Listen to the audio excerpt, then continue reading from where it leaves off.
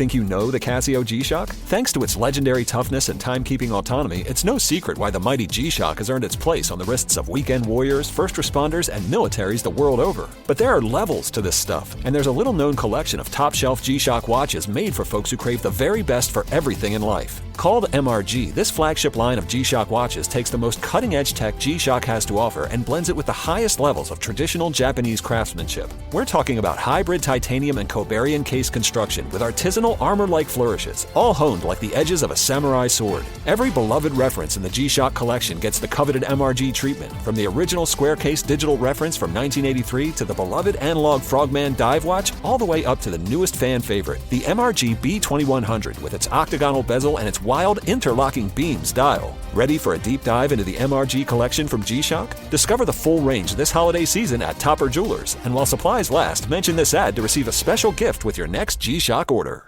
At Alma, we know the connection between you and your therapist matters. But if you're already feeling stressed and burnt out, the idea of trying to find a therapist you really connect with can be overwhelming. That's why Alma's focused on helping you find the right therapist for you. When you browse their online directory, you can filter your search based on the qualities that are most important to you. Then you can book a free 15-minute consultation call with any therapist you're interested in seeing, so you can get a feel for whether they're the right fit before you commit to a full-length session. Alma also makes it easy for mental health care providers to navigate insurance. That's why 95% of therapists in their directory accept insurance for sessions, so you can find care that's affordable without stressing about the paperwork.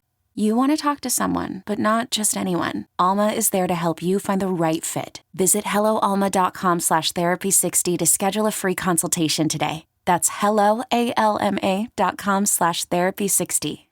It's time to get in the zone. Time to get in the zone with the 49ers Web Zone. This is the No Huddle Podcast with Al and Brian. What's up, faithful? This is the 49ers Web Zone No Huddle Podcast. We're part of the Odyssey Network. I'm Al Sacco with Brian Renick. What up? Something about me that Brian knows, listeners may not. I hate doing preview shows. Not that I don't like talking about the game, but I just don't want to have 16, 17 shows, whatever, however many it is. Like, oh, this show, we're going to preview the game and we're going to do look at this and look at that. So we are going to do a little bit of a preview for the game because there is a game coming up. We'll talk about it. Yep. But I don't know. I've always been that way, Brian. Like, I just don't want to be like that cookie cutter, like, oh, it's a preview show. I'd like to do something different.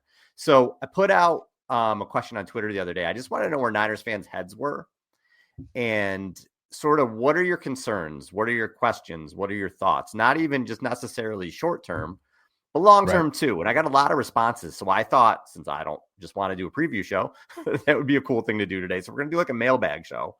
And we had some really good responses. So thank you everybody for coming through with that. And one of the first things we got, Bri, one of the first questions, concerns that came through, I loved it. Yeah. Was, is friend of the show, Deommodore Lenoir, are the 49ers going to re-sign him and when? And just a couple hours after that, what happened? Huge contract, 5 years. The answer is yes. $92 million. Were you surprised by that contract? Is that about what you thought he would get? I wasn't surprised by the size of the contract. I was surprised by when it happened. I actually tweeted out, I was like, holy shit, did I wake up in September of 2025? And, obviously tongue firmly planted in cheek, because, we've talked a lot about the 49ers and the difficulties they've had with these extensions. The biggest difference with Deommodore Lenoir is he was going to be an unrestricted free agent after this season, which meant that the 49ers, if they were going to re-sign him, had to do so before he hit free agency. Because I'll be perfectly honest, the contract that they gave him, I think if he hits the market, he makes more than that. Because it certainly feels like halfway through the season, he's well on his way to, at the very least, a Pro Bowl nom, if not an All-Pro 1 or All-Pro 2 type season. And so, one of the things that I think is a giant compliment from Kyle Shanahan today in his presser, they talked about the Deommodore Lenoir extension, and he said that Deommodore Lenoir and his mindset reminds him of Jimmy Ward. And I don't know if you remember, but when Kyle Shanahan was first hired, one of the things he said is, if I could wear a player's jersey, I would wear a Jimmy Ward jersey.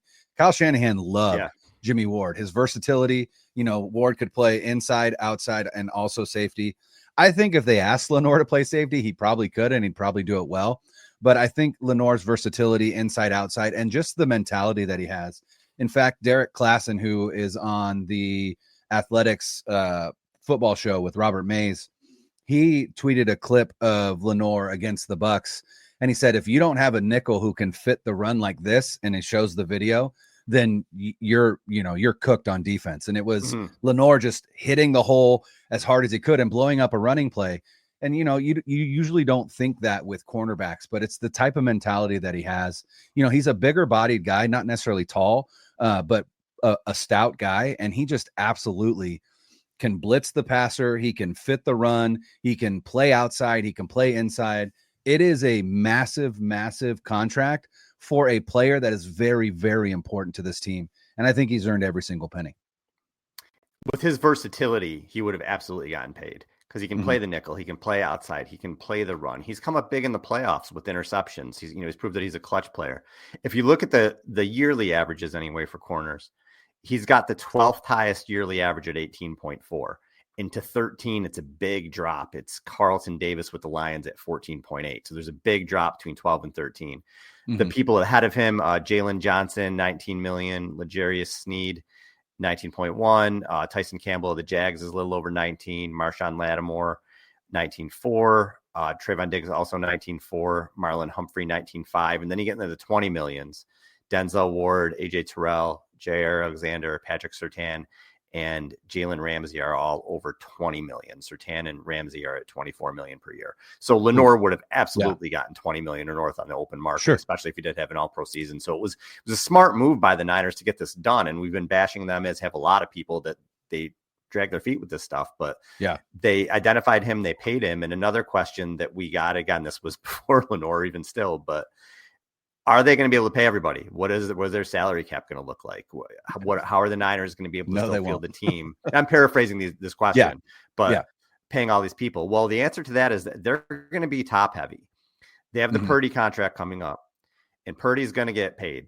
I don't know that he's going to get 60 million. Maybe he'll take less. Maybe he'll take 50 million. We'll see where they go with that, but he's going to make a lot of money. You have Brandon Ayuk making a lot of money. Fred Warner's still getting paid. Now you have Lenoir's contract, but what's going to happen is Ayuk and Purdy won't kill you next year.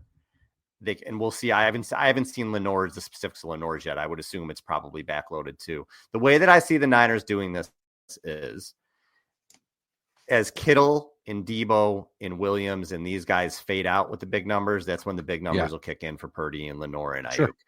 They'll figure out a way to do it. Prague is smart in terms of the money. Right. They're going to be fine there. I'm not worried about that. The situation you may have is what we're kind of seeing right now, is that they're top heavy. They do not have the depth that they had in the past, because you got to pay your stars. And it's a good thing to pay your stars. It's a good thing to have a lot of dudes you got to pay. But as you pay them, you got to draft better and hope that you can have other guys step in and be good role players. So that's going to be, especially when you're paying your quarterback, it's different. You can't have the Avengers because you're paying your quarterback $2 million. You're going to have to start making some decisions. So I think that will happen as we go down the line. Yeah, a question we have in the chat is it true they cannot get rid of Slow-Mo, which I believe means Debo, next year after restructuring him?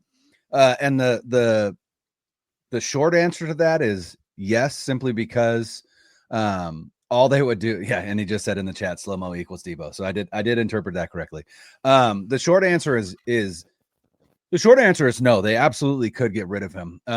But if they get rid of him, they're only going to save $1 million more than if he stayed on the team. So in reality, unless they're trading him for actual draft capital or something along those lines, or meaningful draft capital, then there's no reason for them to get rid of him, because with this restructure, there's no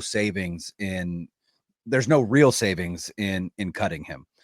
So like I said, the short answer is no, but it is the NFL. There is an opportunity for them to, possibly trade him. But again, they're eating basically the entirety of his salary next year. They're saving $1 million. So unless it's, again, for meaningful, and by meaningful, I do mean like a second round pick, I don't think there's really any world where they get rid of him next year. But, one of the things that I thought was interesting is you said, like, how are the 49ers going to navigate all of these big contracts in the future? And the answer to that as well is through the draft, right? Drafting well, getting cheap, controllable talent. And I'll tell you what, the 2024 draft is a great, phenomenal first step for them in terms of what they've gotten out of that draft already this season. Because I don't know about you, but I did not expect the type of impact that the rookie class would have on this roster in 2024. But the fact that they've made a massive impact is just like, it is the icing on the cake, because now, because here's the thing, like, you think about that secondary, right? I was thinking about this today, thinking about the Lenoir contract and the ramifications it has on this roster. And the reality is, with Renardo Green stepping in and stepping up the way that he has, right, being incredibly impressive so far in his rookie year, also Malik Mustafa and also Jair Brown. Now, again, Brown, I think Mustafa's been a little bit better than Brown. I think there are some parts of Brown's game that still need some growth. But if you think about that secondary, you've got Deommodore Lenoir, who's 26, and then you've got Renardo Green, who's a rookie, Jair Brown, who's a second-year player, and Malik Mustafa, who's a rookie as well. You've really got the future of your secondary with the oldest guy being 26 right now. That's huge.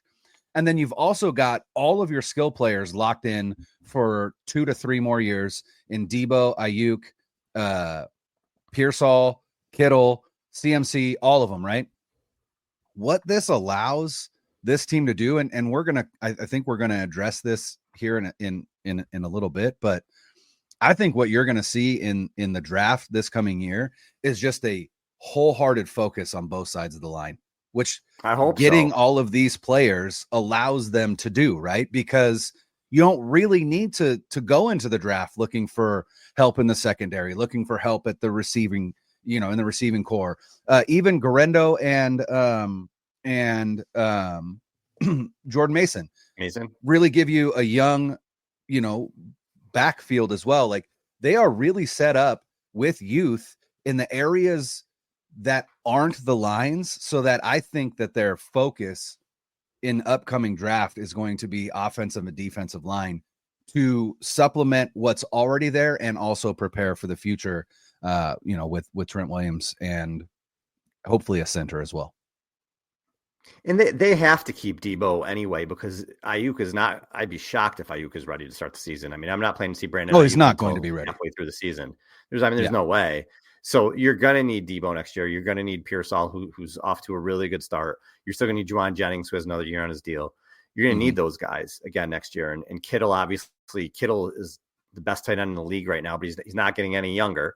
But McCaffrey is not getting any younger. So those guys are all going to be there next year. But like you said, they really have to concentrate on the lines. Now, the signing of Lenoir, and especially how much he got.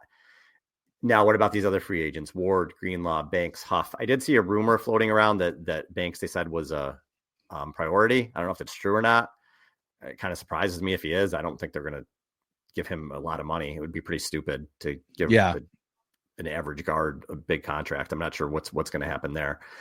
But Huff has played his last down with the Niners. We'll see what Greenlaw looks like when he gets back, but somebody's going to offer Greenlaw a lot of money.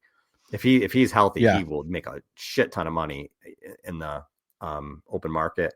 And Ward too, obviously we're thinking about him and his family, and that there's more important things in football. But when he does come back, he'll make a lot of money in the open market as well when he gets there. Yep. So those are guys that are going to be tough to bring back. So you have to have, like you said, Mustafa, and Pooney plays on the other side, but they did bring in a young guard on the other side of Banks who can play. And you mentioned Renardo Green, but linebacker is a big question mark. So if Greenlaw doesn't come back, they do have to figure something out there as well.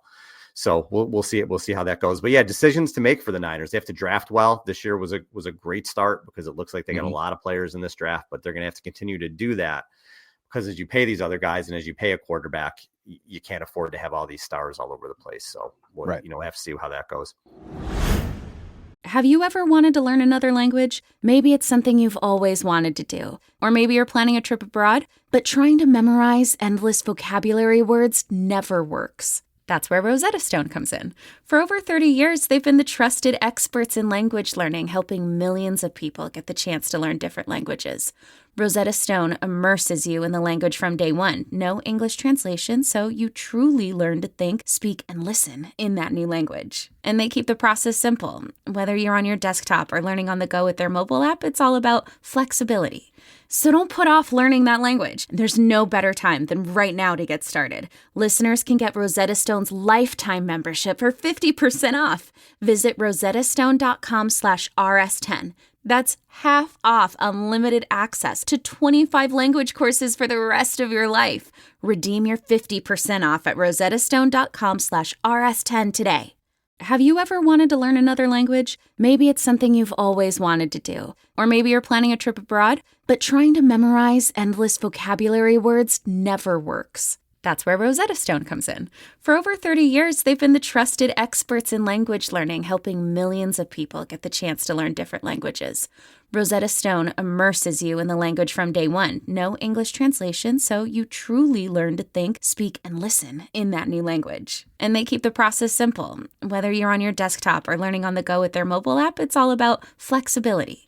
So don't put off learning that language. There's no better time than right now to get started. Listeners can get Rosetta Stone's lifetime membership for 50% off. Visit rosettastone.com/rs10. That's half off unlimited access to 25 language courses for the rest of your life. Redeem your 50% off at rosettastone.com/rs10 today. When you think about businesses that are selling through the roof like Aloe, Allbirds, or Skims, sure, you think about a great product, a cool brand, and brilliant marketing. But an often overlooked secret is actually the businesses behind the business, making selling and for shoppers buying simple. For millions of businesses, that business is Shopify. Nobody does selling better than Shopify, home of the #1 checkout on the planet and the not-so-secret secret with Shop Pay that boosts conversions up to 50%, meaning way less carts going abandoned and way more sales going. So if you're into growing your business, your commerce platform better be ready to sell whenever your customers are scrolling or strolling on the web, in your store, in their feed, and everywhere in between. Upgrade your business and get the same checkout experience as business powerhouses like Aloe, Allbirds, and Skims. Sign up for your $1 per month trial period at shopify.com/Odyssey Podcast, all lowercase. Go to shopify.com/Odyssey Podcast to upgrade your selling today. Shopify.com/Odyssey Podcast. Numerous questions / comments that I got on this have to do with Kyle Shanahan. A lot of people are losing patience with him just in terms of, I don't want to even say losing patience. I guess it's frustration. There's some frustration with him. Two of the things that were said a couple of times. The first was him not addressing special teams, which we've talked about ad nauseum, but we'll talk about it again. The second, and this is fair. I think I'm going to lead with this. A number of fans asked the question in different ways. Is he ever going to be able to close? Why can't this team close games? Why are they having trouble closing games this season? And why can't they ever win the Super Bowl? Now, Fair or not to Kyle, Kyle gets the blame for 3 Super Bowl losses. He gets more blame than Dan Quinn does, which isn't really fair, but for the Falcons loss. And he was calling the plays, and he did call some, if you just run the ball on 3rd and 1, you won the Super Bowl probably. So he does get stuff there. And then he obviously for the 2 Niners losses, and he's known, maybe it's the Niners fans, but the first thing you see from a lot of other people is, it's a 10-point lead. Kyle's going to choke that away. So it's fair to me in the sense that, is Kyle Shanahan a bad coach? Absolutely not. Look around the league at some of the terrible coaches that there are. Kyle would get a job in a second if he was in the open market. A second. Yes. He wouldn't be unemployed for literally 1 second on the open market. But every coach eventually, if you don't win championships, you just reach a point where it's just kind of run its plateau. Right. Just kind of, and I don't believe that we're there with Kyle yet. I'm not saying that, but some fans are starting to ask the question, well, if we're just doing this over and over again, at what point does it make it? again, I don't know who you would move to, but Andy Reid's a good example. So Andy Right. Reid did a lot of what Kyle Shanahan is doing now, where he just won every year, got to the NFC Championship game every year. He lost 1 Super Bowl. Kyle's lost 2. He wasn't going anywhere, but then he had a couple bad years. And it kind of gave Philly to say, okay, it's not that Andy Reid's a bad coach. This has just run its course here. And what happened after Andy Reid left? Well, he goes to the Chiefs. He's very successful with Alex Smith, and then he gets an all-world quarterback, and it looks like they're never going to lose again for the rest of eternity as long as these two are together. So that's the fear with Kyle. For, I guess, be careful what you wish for. Yeah, can he reach his plateau? Can he plateau here? Can you go as far as he's going to take you here? Sure, that can happen. If you go a couple more years and he hasn't won a Super Bowl, and you're like, all right, well, what are we doing here? But be prepared if that happens. If he goes somewhere else, he's still going to be a very successful coach. So be careful I understand the frustration, but be careful what you wish for there. Yeah, and you brought up Andy Reid, and I feel like that's really the best example, at least in the modern NFL. But he was in Philadelphia for 14 years, and his record was 130, 93-1. And he led the Eagles to the playoffs 9 times. They appeared in 1 Super Bowl, but there was a stretch where they made 3 straight NFC Championship games, very similar to Kyle Shanahan. Shanahan just has one up on him, is in that he made the Super Bowl. He's made the Super Bowl twice now.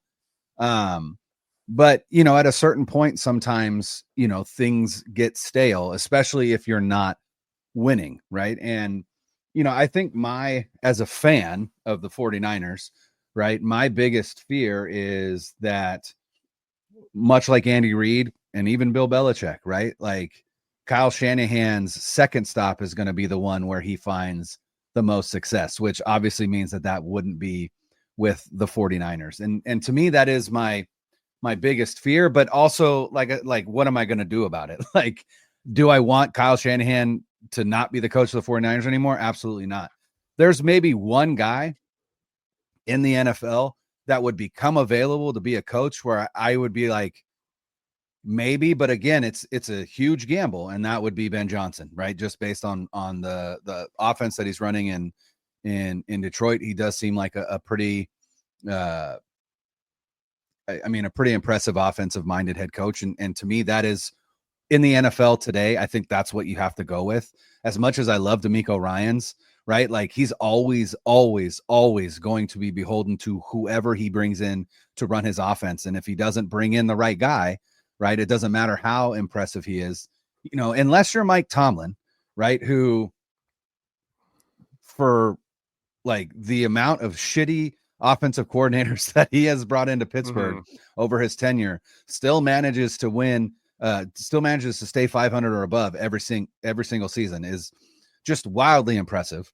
But yeah, if you get rid of Kyle Shanahan, you can't go to like a defensive minded head coach. I just don't think this is the team of Bill Walsh. This is the team now of Jim Harbaugh, of Kyle Shanahan, right? Like, even, Seifert obviously won a Super Bowl, but you don't think about him as the head coach. You just think about the offense that was put in place by Bill Walsh, and then he kind of rode those coattails, if you will. But every coach that you think about in the lore of the 49ers, it's Walsh. It's, even Mariucci to a certain extent, it's Harbaugh, and then it's Shanahan. And so I don't know how to answer that question. I don't know how to answer, can he finish? Will he finish? I don't know.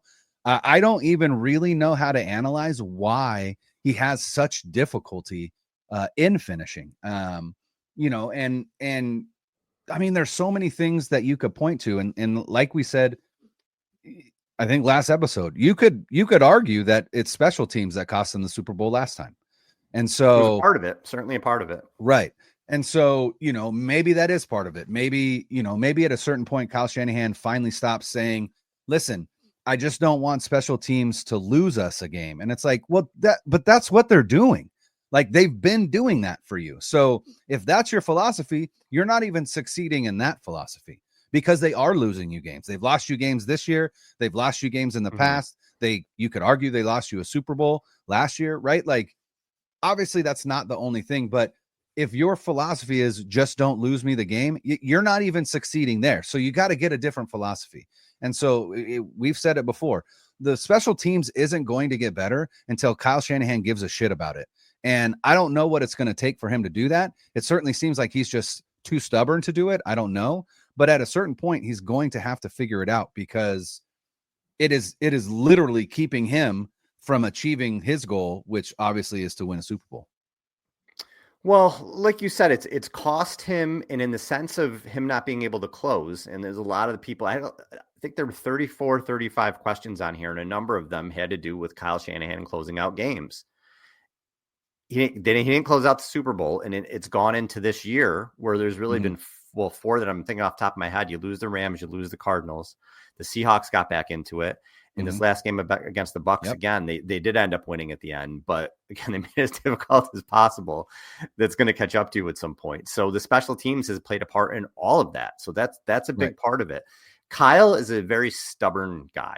And I'd rather have stubborn Kyle than probably 28 other head coaches or whatever it is, right? Like, I still would rather have that guy, but he has flaws. Everybody has flaws. And I feel like Kyle's big flaw is that he's kind of stubborn. He's stuck in his ways, and with the special teams, he's just kind of got just don't lose us the game. But it is losing you the game. Right. So you may just want to, field the kick and go to the next thing, but that's not happening.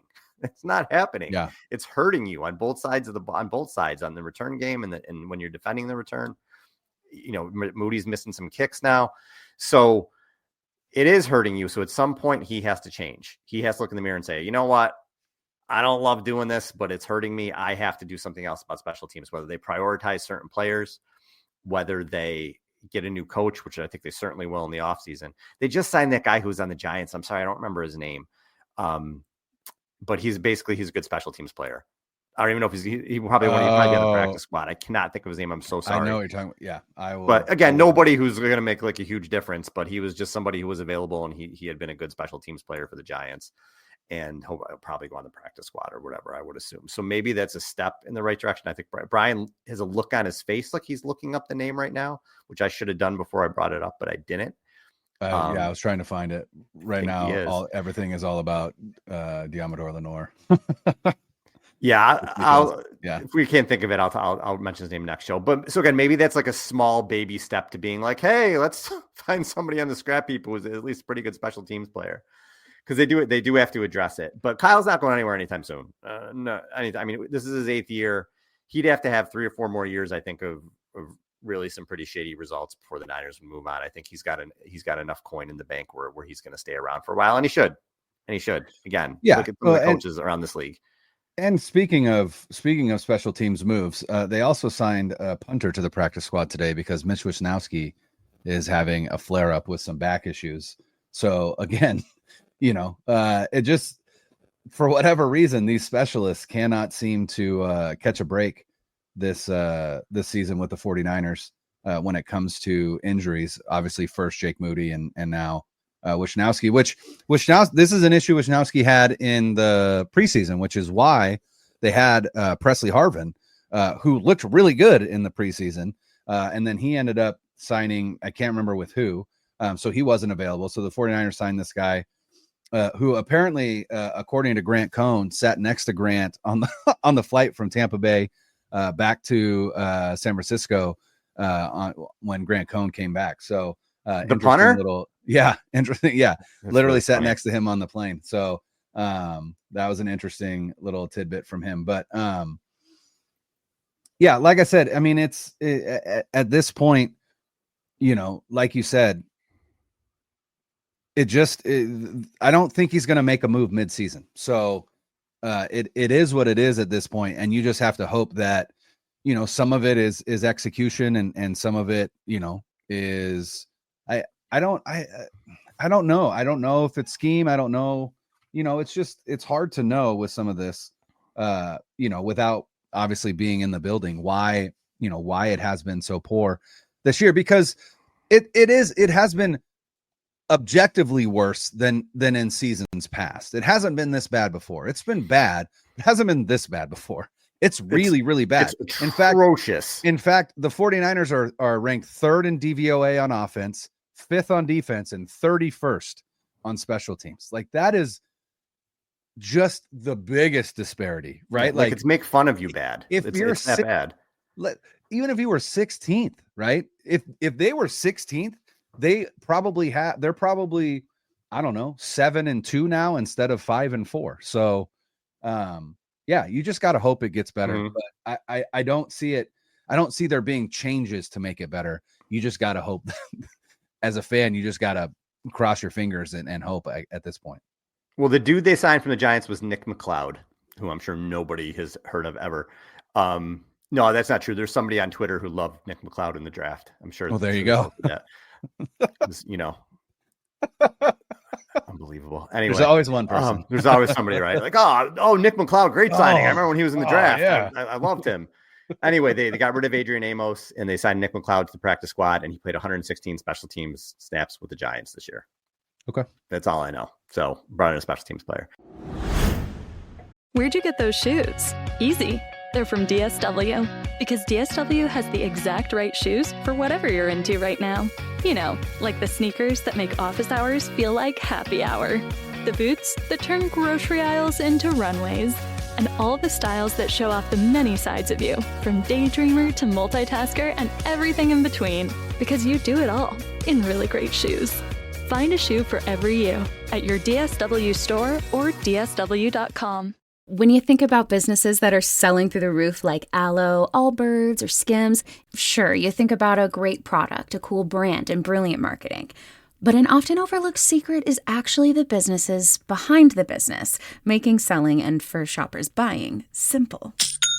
For millions of businesses, that business is Shopify. Nobody does selling better than Shopify, home of the #1 checkout on the planet, and the not-so-secret secret, with Shop Pay that boosts conversions up to 50%, meaning way less carts going abandoned, and way more sales going.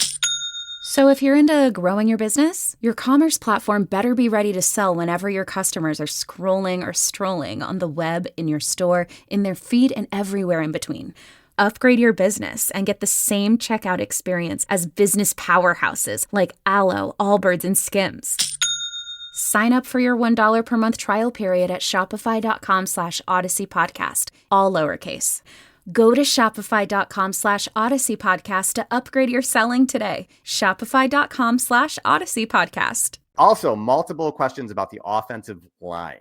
Yeah. And the concern with the offensive line essentially is that what is the long-term plan there? Trent Williams, 36 years old. You never know at that age, right? They didn't address tackle this season. You got McGlinchey on the other side. Jake Brendel is 32 and not playing well at center. McKivitz on the other side. McKivitz, sorry. Who did I say? McGlinchey.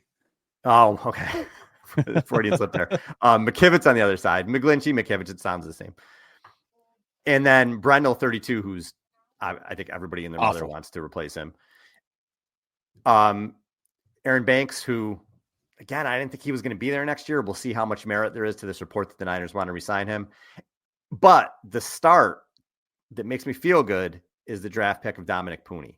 Maybe that is the start of them in the next couple of drafts really starting to prioritize the line. They picked him in the 3rd round. He's been phenomenal this season. So it is a higher draft pick for them at guard. He's been terrific in pass protection. He looks like he's going to be a future Pro Bowler. He's been that good. So that's a good start. But I do agree with that. Center is a huge position, and you have a big hole there. And John Feliciano is not your answer. John Feliciano is also in his 30s. He's on a 1-year deal. He's not a long-term answer there. If he was the answer, he'd be playing there right now. So they have to address center, and eventually I think you got to get better at right tackle. You have to, and you have to bring somebody in there who's eventually going to be able to take over for Trent Williams. I don't like the idea of, okay, Trent Williams is going to retire this year. We'll figure it out now this offseason. I like them bringing in somebody, and even if you start him at right tackle and you're going to move him to left tackle, I do want to see them bring in someone to eventually take over for Trent. Yeah, and, I mean, at 36 years old, the reality is you're one devastating injury away from it being over. And right now, if that happened, Jalen Moore would be the starting left tackle for the 49ers, which obviously would not be ideal. Dominic Pooney is, at this point, with how well he's played at right guard, I'm sure you don't really want to mess with what's been really, really good. But, he played left tackle at Kansas. And, he's not he doesn't have quite the length that sometimes you would like at tackle, but he does have the experience there. I wonder if part of it is maybe they would look to him. But again, like I said, but if you take from there, then you subtract, and you make that spot worse. So I don't know, but I think the problem for the 49ers when it comes to finding an heir apparent for Trent Williams is when you're consistently drafting in the bottom third of the first round, the majority of the guys that, come in and start right away and end up being all pros and whatnot, you tend to find them early in the first round, right? There's always runs on tackles. And so then it becomes more of a crapshoot, right? At the end of the first round, into the second, into the third, you're getting guys that have warts, right? Like you're getting guys that maybe have the size and testing that you like, but on film they don't show the consistency, or maybe they're really consistent on film, but they don't have the size that you normally would covet, right? Like Trent Williams was a top 10 pick. It's not like he was, a second or third round pick, or he was a top 10 pick for a reason, right? He's one of one. He's a freak, but I think that's the biggest issue. And, it's interesting. There were a lot of people, including myself, who were a little surprised that the 49ers went with a guy like Ricky Pearsall versus like a Kingsley Suamataia, who was the tackle out of BYU that the Chiefs ended up taking. In the, I can't remember what round they took him in, but I think it was right round. before Green. Yes, that's right. Right before Renardo Green. Oh, that's right. They traded back with the Chiefs, and then the Chiefs took Suamataia, and everyone was like, why are we helping the Chiefs? But apparently he's been a bit of a disaster there. And so again, it just kind of goes to show that even the guys that you like in the draft may not pan out the way that you want. And so I think the biggest issue for them when it comes to finding a guy to replace Trent Williams is they're not typically available when the 49ers are drafting. And so it'll be interesting to see how they address that. Again, is it a second round pick that you don't necessarily bring in to play right tackle? Maybe you bring him in and just develop him for a year. Let him learn from literally arguably the best to ever do it, whatever the case may be. But, there aren't any ready-made solutions for replacing Trent Williams. And 49er fans also have to be ready that whoever does replace Trent Williams is a massive downgrade, obviously. And so that's where you hope that you build up strength somewhere else, maybe the interior, so that, again, you're not just relying on hoping that whoever you bring in to replace Trent Williams, whether it be because of injury, retirement, whatever, that you're not getting the same performance. And so it'll be interesting to see how they handle it. Yeah, 49ers fans got spoiled going from Staley to Williams. Don't get used to that. I can't see that kind of transition happening. Right. Again. Yeah. No. Unless there's a team that is willing to give away a Hall of Fame talent for very little because they're disgruntled and pissed off at their current team. Never know. Yeah, they got pretty lucky that we were able to get Williams. Oh, hugely lucky. I mean, will you take it? But all right, transitioning to this week. This is a gigantic game, huge game in the NFC West, which is very competitive at the moment. The Seahawks risk really falling out of it if they lose this game. So they're going to be coming. They're coming off a bye.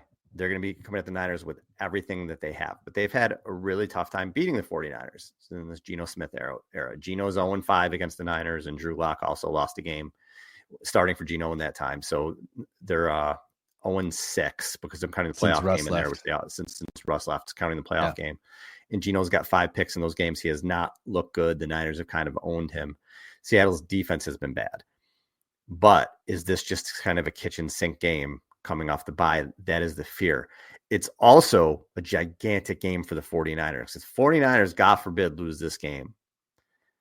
Following here, they're at Green Bay, at Buffalo, Bears at home, Rams at home, at Miami, Lions at home, Cardinals at home. 4 of those games are going to be really, really difficult. The Packers, the Bills, that is a brutal back-to-back. Yeah. And the Bills are coming off a bye. The Rams are always going to be tough to play. And then the Lions, the Cardinals to end the season. Lions want to kick your ass, and the Lions are the best team in the NFL, I think, right now. And the Cardinals look for real, and that game could be for the division. It really could be. So that's a big game. So this isn't going to be a second half of the season. At least it doesn't appear to me, where the Niners are cruising and they're 10-2 or whatever it is. And you're just like, we're good. They're going to need a lot of these wins, and it starts this week. Seahawks isn't a game maybe you're not circling with some of those marquee matchups coming up, but it is a gigantic game for the Niners. Yeah. And, what's the most interesting to me is that, when they went up to Seattle on Thursday night and beat the Seahawks, largely it was on the back of a dominant run game.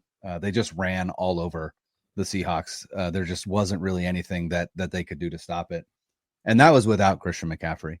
Obviously McCaffrey is back, although the run game looked pretty bad against the Bucs. I really think way for sure. Yeah, I think the Bucs sold out to stop the run, and I'll be interested to see if the Seahawks do as well.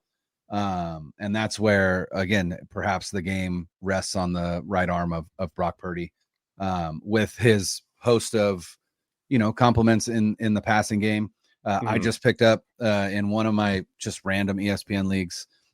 Obviously, again, they're random leagues, right? So it's not necessarily always against people who really want to play or know what they're doing. So I went on to waivers just because I needed a wide receiver, and Juwan Jennings was there. I was like, I'm absolutely picking up Juwan Jennings. I think Juwan Jennings could have another huge game. Again, 11 targets against the Bucs in that X wide receiver role. So it'll be interesting to see if the offensive game plan shifts, because Seattle's defensive game plan shifts, in which they just sell out to stop the run. As Steve-O in the chat said, Seattle just cut their leading tackler, which is an interesting development, coming off a bye. Not sure what they're doing there, but I don't know enough about the Seahawks to have any idea what's going on with that.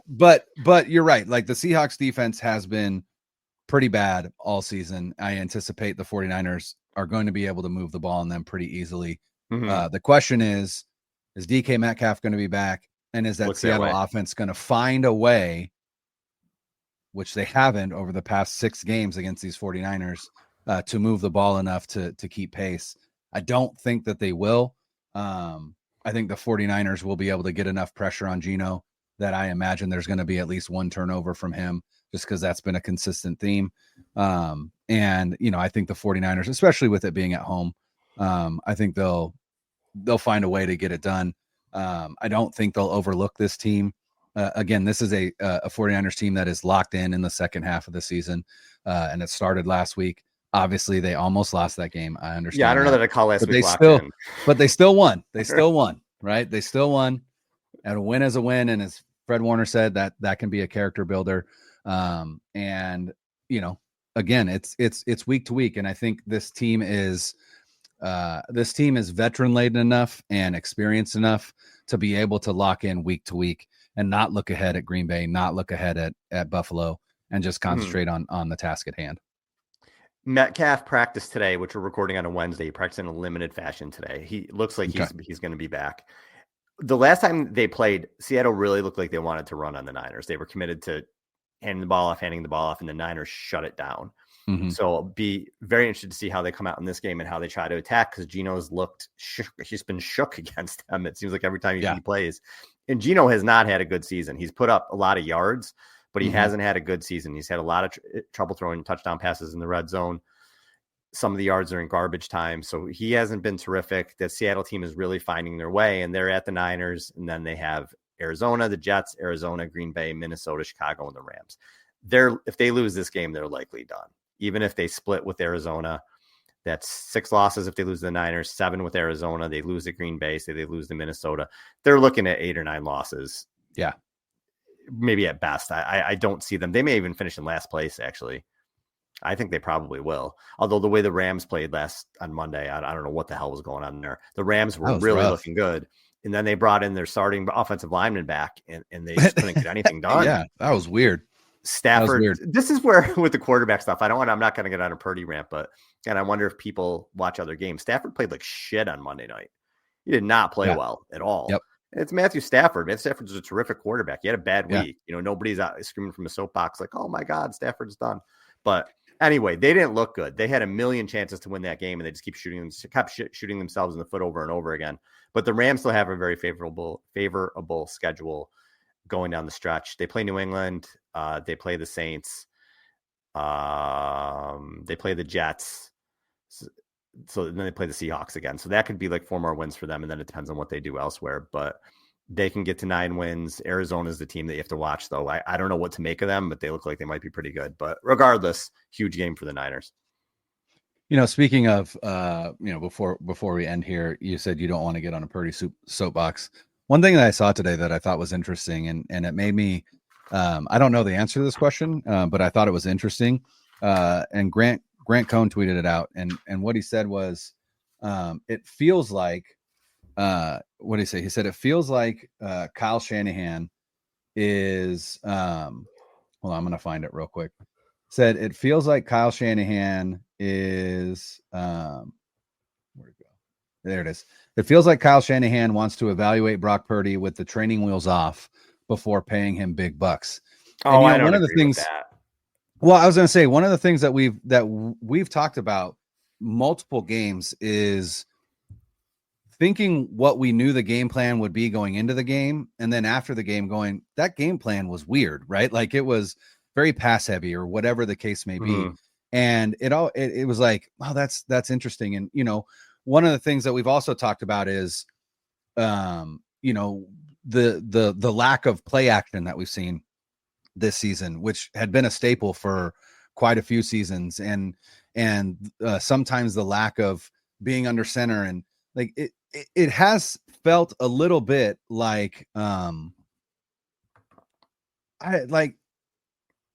not saying, I don't think he means that in a bad way, right? I don't think he means like he's putting him in adverse situations to see how he responds. I don't think he would do that. But I do think that there's a part of him that's like, we need to know, right? If we go into a game and our running game gets shut down, can Brock Purdy carry us? Can we? And I think he's answered the bell. I really do. I don't think, I think quietly, Brock Purdy's having a really good season. The touchdown numbers aren't there. The interception numbers are up a little bit. But then you look at games like last week where, early in the game, first couple of drives, right, look a little shaky, but then absolutely has command of the offense from the rest of the time. And then, you get that opportunity to drive down to field goal range, and he doesn't throw an incompletion. Every throw is an absolute dot. Every throw is exactly where it needs to be. Even that throw to Juwan Jennings, he puts it in a place that allows Jennings to then get those extra yards, because it's not just in his body, it's out in front of him. So he catches it so that he can stop and then come back around, and he got those extra yards. And again, literally every inch he got was needed, because that ball almost hit the uprights. But I don't think Kyle's coaching in a way he's not going to hurt the team. Like he may mix a couple things here and there that he wants to see, or because I think he trusts Purdy more. He trusts Purdy to be a drop back passer more than he would Garoppolo or whatever. But you always say Brock Purdy plays for the 49ers. He plays for Kyle Shanahan. So who gives a shit how he fits in any other system? But it has been weird. Kyle's play calls have been weird, but I don't think he's trying to find any, not in that way anyway. Yeah. Sure, and like I said, I don't think it's Kyle putting it, like I said, in adverse situations or situations that would hurt the team, but just sometimes like, hey, let's see, if he's choosing between 2 plays that he thinks both will be successful, but one is a run and one is a pass. Hey, why don't we throw the pass, see what Purdy can do for us or whatever. Again, I have no idea, but I just thought that was interesting to just think about, like, this team is still evaluating Brock Purdy because they have to, right? Like, I mean, I think, and you think that he's shown enough that you're ready to commit to him. And I agree, but I mean, what if for the last 7 games of the season, the wheels fall off and he just looks like garbage? I don't anticipate that happening, but you can't be committed right now, right? You still got to play the season out and see how things go. But I do think, like you said, I agree. I think he trusts Brock Purdy more than he's trusted a quarterback ever, besides Matt Ryan, or at least in San Francisco. And I think he is more willing to open things up a little bit because he believes that Brock Purdy can succeed. And largely, I think Brock Purdy has proven him right. 100%. All right, everybody. Thanks again for the questions. Like, subscribe. Oh, we got to give a score. We got to do the scores. Oh, yeah. We're going to probably guess the same score because we always do. The offense is going to be better. We're going to finish a little bit this week. Seattle will score some points too. 34-21 Niners. Excellent, because I was going to say 33-20. So all right, we were pretty close. Yep. I like it. All right. We'll be back. Again, like, subscribe. Thank you for listening. I'm Al. He's Brian. Later. 9-0-3. 1, 2, 3.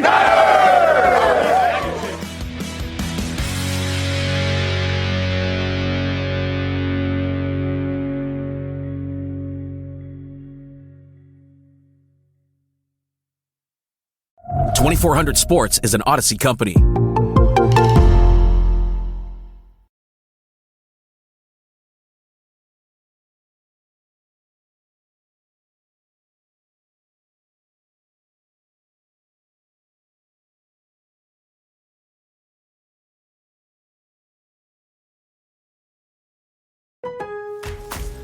Build up to Black Friday with savings all month long at Lowe's. Get up to 50% off select major appliances, plus take an additional 10% off when you buy select major appliances. And don't wait to pick up holiday inflatables under $20. Don't wait to save, in-store or online now, because Lowe's knows deals. Valid 11/6 through 12/4. Cannot be combined with additional discounts. See Lowe's.com for details and qualifying items while supplies last.